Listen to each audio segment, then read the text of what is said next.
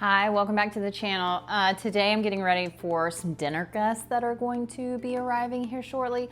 I am making some rolls. I'm gonna make a cottage pie, some desserts, just like little easy chocolate desserts, and then a grape and pecan salad. And if you say pecan, that's fine, but I grew up saying pecan, so that's what I say. We're having a pecan and grape salad. So I just wanted to get the rolls in the bread machine super quickly so that I could get that started. I'm gonna do the first rise, so like 1:25 for the rolls, and then I will go ahead and get one of the desserts started because that has to chill for a little while for me to be able to put it in the chocolate. So gonna be kind of a hectic day just getting things ready because I am gonna have to stop and clean the house some also, just like I said, getting things ready for people to come over tonight. So I tried to do as much in advance as I could, but just always a lot to do, you know? So, all right, I'm gonna get this in the bread machine now. Okay, so into the bread pan, we are going to put 1 1/4 cup of warm milk, and then 1 beaten egg. And for those of you who don't know, I actually use a hamburger roll for my yeast rolls, or a hamburger roll recipe for my yeast rolls. And I just really, really like it. So that's what we're doing. Then 2 tablespoons of slightly melted butter. You don't want it super hot, but you want it melted. So I am gonna try something a little bit different this time. Usually I use bread flour for this recipe, but I'm gonna use a little bit of hard white wheat and then also bread flour, so maybe like half and half, and see how that turns out. So this will kind of be an experiment. We will see. So I ground 1 full cup of the hard white, and I just figured I'd see how much that made of flour, and then I would offset the rest of it with bread flour, because the recipe calls for 3 3/4 cups. So that's 1 cup. That's 2 cups. I think I'm gonna stop there and put the rest of this in the freezer and then do the next 1 3/4 cup of bread flour. That's 1 1/2 of bread flour, and then I'm just gonna do another half of this little scooper. That's good. I'm gonna leave it possibly a little bit wet because I'd rather have to add flour than add more liquid. It's so much easier to add flour. We'll keep this out for when we have to roll it. So I added 3/4 tablespoon of salt, 1/4 cup of sugar. I usually use honey, but I forgot, so we're going with the recipe and using sugar. And then 1 1/4 teaspoons of active dry yeast. Okay, we're gonna go put this in the bread machine and get it started.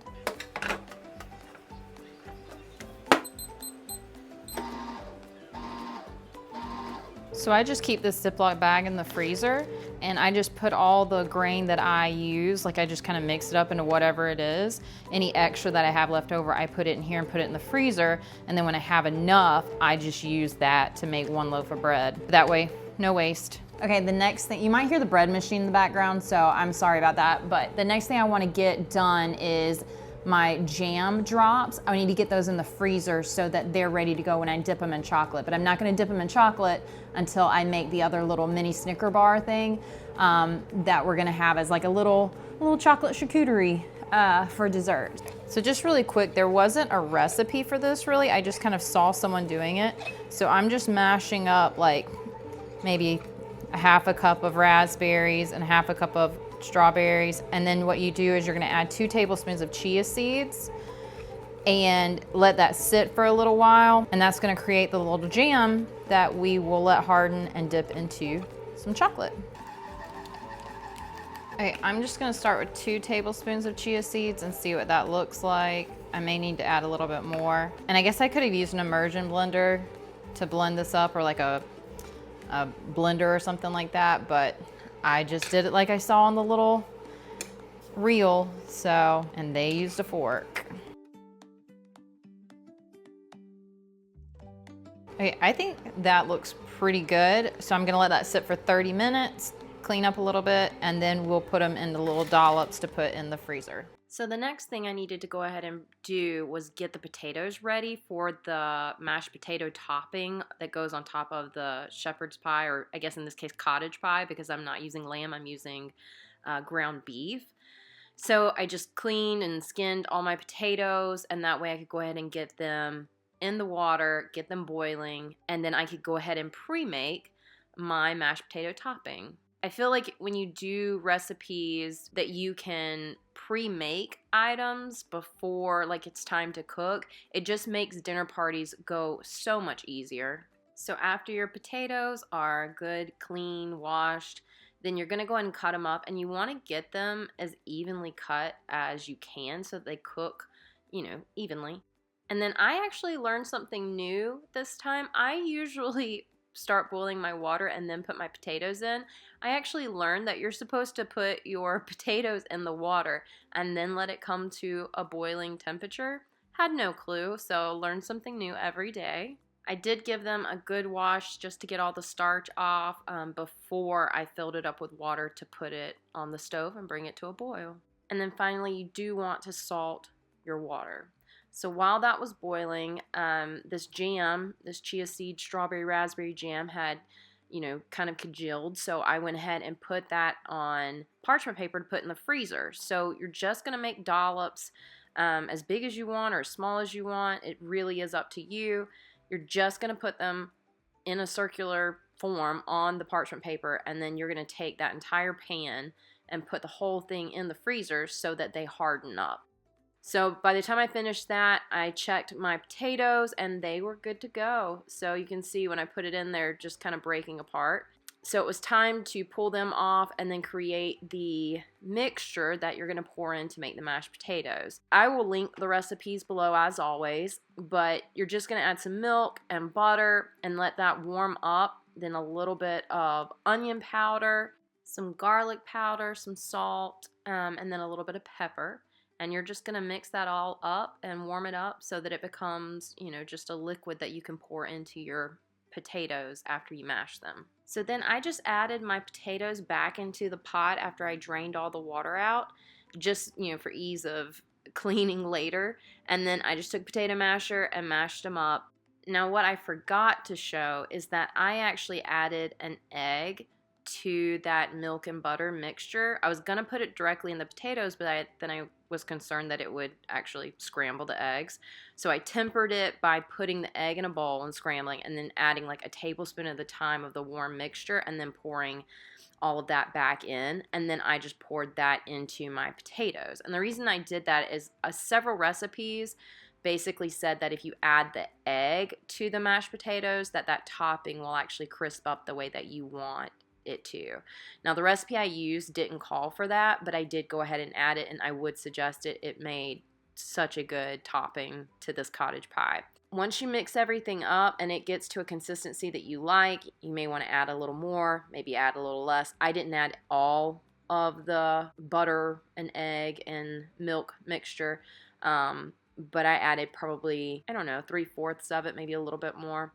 And it made the potatoes exactly the way I wanted them. So once my potatoes were pre-made, it was time to start on the cottage pie filling. And if you've seen any of my other videos, you know I do not like the texture of onions, so I puree them. It is probably blasphemy, but it is what I do. So I just went ahead, and since I was going to have my food processor out, I just went ahead and did a ton of onions, got them all into ice cube trays, and that way I would have some onion pucks, for future use. Now, if you are going to freeze your onions, whether you puree them like I do or do them in chunks, I would suggest double bagging them because they can make your freezer smell. So by this time, my rolls had actually finished in the bread machine, so I needed to pull those out and actually get them shaped. So I just pulled the dough out, got that, kneaded a little bit. And then usually I like for them to be precise, and I'm going to weigh out my dough, but I was kind of in a rush, to be honest with you. I had so much to do that I just decided, I'm going to eyeball it and everything will be fine. So we just cut those up. And this recipe actually makes 8 rolls or 8 hamburger buns, however, whatever you're making them for. So I just quickly cut them up and then individually roll them up so that they are, each their own little rolls. Now, if I'm doing hamburger buns, I do like to really press them down. They just puff up so much. I'm not as concerned about that, today, because I want rolls, and rolls I'm okay if they're kind of big. But I just want to know, I do press these down a little bit, but if you're using this recipe for hamburger rolls, I would suggest really, really pressing them down more than you think you should. Okay, so it was then time to start on the actual pie filling. And like I said, I am using ground beef. I'm doing a cottage pie, and instead of the traditional lamb for a shepherd's pie. I just prefer this. I like lamb. I just prefer the cottage pie. While my beef was browning, I went ahead and got my salt and my pepper and all my spices, my garlic, all of that together and put into a little ramekin. I grabbed some onions that had been pureed, put that all together. And then it calls for wine and bone broth. I decided just to use bone broth, and I found these little packets at Costco that were just dehydrated bone broth, and you just reconstitute it. So I just used that to do a cup of the bone broth, and it worked out so well. It's great to have little things like that on hand if you don't really have a room or space to have, jars and jars of different bone broths and chicken stocks and things like that. Now, something else the recipe called for was 2 tablespoons of flour. I just used some of the flour that I had kept in the freezer from earlier when I had milled all that flour. But anyway, I'm throwing the onions into the ground beef along with some tomato paste. I also had frozen some tomato paste that was going to go bad that I had used to make some pizza sauce. I am all about just freezing things that you're using. If you don't use all of it, just freeze it, because you'll never know when a recipe will call for it, and you just need a little bit. And then you're going to add 2 tablespoons of Worcestershire. I'm going to link the recipe that I actually used down below. However, I did pick and choose little things from other recipes to make this kind of my own. So I will try to note everything that I did differently. As you saw, I added the beef stock, and then I added my little spice concoction with the flour and the salt and the pepper and all those spices. Now, I chose to add Italian seasoning. It did call for some specific spices, but I just felt like adding the Italian seasoning would just give it the flavor that I wanted, so that's what I did. While that cooked down, I went ahead and got my grape salad prepared so that I could get that in the oven and get that started. So all you're going to do is wash some seedless grapes. It's important to have the seedless grapes. And then you're going to add your pecans and then a little bit of salt after a little bit of oil. And then you're just going to mix that up. And then what you do after everything's really coated well, you're going to put that on a sheet pan and put that in the oven at 375 for roughly 10 minutes. You really want to pay attention. You want to pull those out once the grapes start to burst. And I actually could have let these go a little bit longer, to be honest. So once the filling for the shepherd's pie had been cooking for a little while, you just want to make sure you're stirring occasionally so it doesn't stick to the bottom. Of course, mine did, as always. I'm so bad about that. But anyway, we made it work. And then mine actually had a little more oil on it than I wanted, so I just took it to paper towel and soaked up some of it. It's not ideal, but it's the truth. That's what I had to do. So next you're going to add some shredded carrots and then some frozen peas. And you don't want to cook these. You just want to warm them up because the pie's going to bake in the oven still. So once you have all that mixed up, you're just going to transfer it over to a casserole dish. You can use a pie pan. I did the casserole dish. And you just want to flatten that out as much as you can. Once that is spread out evenly, then it's time to add the mashed potatoes on top. And what I did was actually add the mashed potatoes kind of along and along, because what you don't want to do is when you're pushing or spreading the mashed potatoes out is push all of that meat filling up on the sides. So I just kind of divvied it out and then very gently smoothed out the top of my mashed potatoes. Then once I had that completely smooth, I just added about a cup of shredded cheddar cheese on top. Not a ton, just a little bit to kind of give it that, crispy cheese top. And then add a little bit of pepper and a little bit of salt. And then I put that in the oven so it could bake while I got everything else I needed to get done. Okay, so the shepherd pie is in the oven, baking at 400 for 30 minutes. And then at the last 10 minutes, I'm going to put the rolls in so they'll come out at the same time. So all I have left is get myself ready. Sorry, that's my sister up there. All I have left is to get myself ready, get the salad made, and then just straighten up a little bit before they get here. So yeah, gonna do all of that, and I'll film what I can. But once they get here, I'm probably gonna put it away. But yeah. So I also quickly needed to make a salad dressing. I just do 1 part oil to 1 part vinegar, a little bit of honey, salt, pepper, and then I always add mustard. I had Dijon mustard at this time, and that just acts as the emulsifier. And then I shake it, and that is my simple salad dressing. And I just kind of eyeball, how much I put of everything in it. So for this, I wanted an arugula base. I just wanted that kind of peppery salad taste to it. So I just did some arugula, and then I broke up some feta on top of that. Gotta have, some type of cheese in it. And then I put my roasted grape and pecan topping just on the top so that could be ready to go when we were all ready to eat. And I just want to say, this salad turned out delicious. Like, the whole meal turned out good, to be honest with you, but the salad was so good. So the last thing I needed to do was get the little chocolate bites completed so I could put those in the fridge. I thought I grabbed pitted dates. I grabbed figs. So this did not turn out exactly the way that it was supposed to. But you're really supposed to take a pitted date, take the pit out, add some peanut butter, put a pecan in it, and then dip it in chocolate. And then you put it in the fridge, and it's supposed to kind of taste like a Snicker bar a little bit. Like I said, I had to use figs. So I obviously need to start paying attention to things a little bit better, but we use what we have, right? So then on a double boiler, added a little bit of coconut oil with a little bit of chocolate, melted that down, and then I just took my fig and peanut butter and pecan concoction and, dipped that in the chocolate.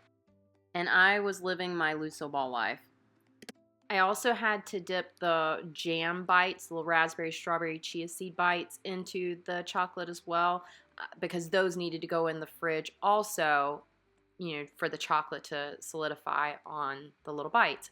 And I have to say, these turned out delicious. If you've ever had the Trader Joe's chocolate-covered strawberries that come out of the freezer section, it's very similar to that, to be honest with you. Like, that's what it reminded me of when I was eating this. I thought they were delicious. I will definitely be making those again. So once the cottage pie only had about 10 more minutes, I threw the rolls in so that they could go ahead and bake. And once those were ready, I pulled everything out. The rolls turned out delicious, by the way, so definitely recommend the half and half. And then, of course, I put a little bit of butter on top. Just, it tastes great. And then everything was ready to go. And my guest arrived, and we plated everything, and everyone absolutely loved this meal. I will say, I think the key to this meal is timing. I would also say pre-make anything that you can. The mashed potatoes, even the filling, to be honest with you. You probably could pre-make that and have that in the fridge waiting. But overall, this was a great, delicious, warm dinner.